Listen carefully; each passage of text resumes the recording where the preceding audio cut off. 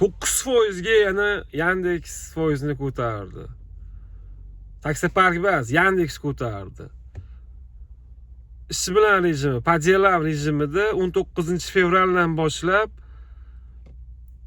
xizmat komissiyasi buyurtmasi QQS soliqlari bilan 9% gacha baland bo'ladi deb xabar keldi. Buni hamma ko'rib turibdi.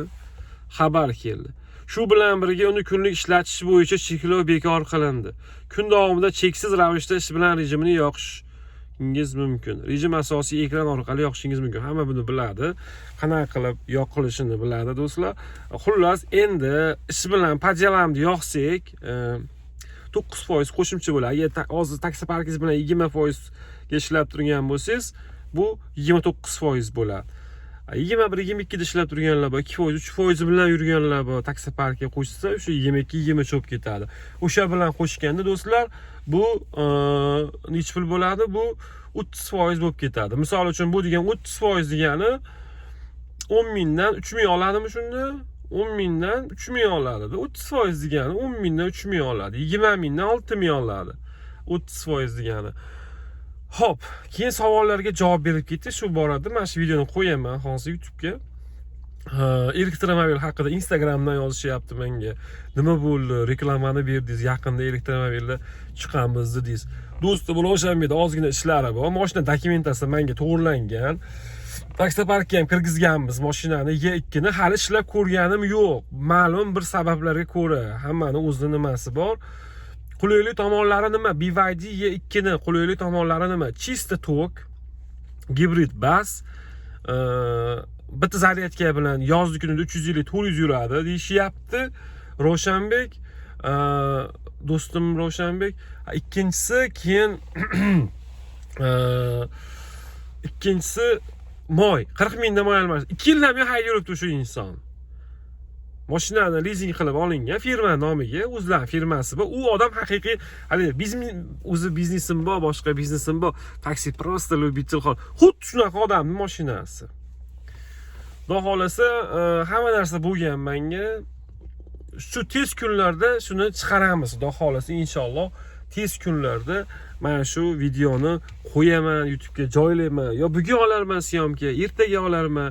Nu olamiz xullas. Do'stlar, men hozir shahardan sal tashqariga chiqqanman. Yandexda hali ishlaganim yo'q, Yandexga ham chiqqanim yo'q. Xudo xolasa, endi inshaalloh bugun kechki shaharga qaytamiz Toshkentga, balki bugun kechqurunga, balki ertaga, Xudo xohlagan kuni men sizlarga o'sha polni obzorini qilib, chunki juda ham ko'p ekan elektromobillar qiziqib taksi qilmoqchi bo'lganlar soni cheksiz ekan. Chunki men dariklarim to'ldi nimada, Instagramda. Hamma telefon qilyapsizlar. Rahmat, borlaringga shukr, akalar, ukalar. Ko'rsataman inshaalloh, ko'rsataman inshaalloh. O'sha elektromobillar E2 da Xudo xolasa ko'rsataman inshaalloh. Hali eng zo'r kun tanlamoqchi emasmiz, shu budniy kunlar ko'rsatmoqchimizda, обычный kunlar ko'rsatmoqchimiz. Chunki qolgan kunlarda oddiy nimalarda ham, nima deysiz? Oddiy mashinalarda ham, benzinli mashinada ham zo'r bo'ladi. Shu bilan videoni masjidida yakun yasaymiz.